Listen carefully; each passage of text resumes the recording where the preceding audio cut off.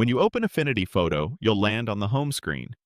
If you're already working on something, just go to the top menu and click on File and New. The new document window pops up, and this is where you choose your settings.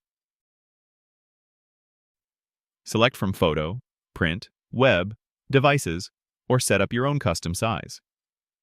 Affinity gives you common sizes like A4, A3, any pixel size you want, or social media templates.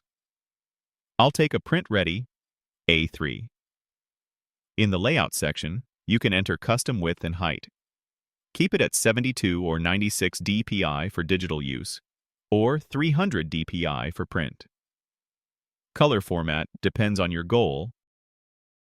RGB for screens and web, CMYK for printing. You can also set your orientation here.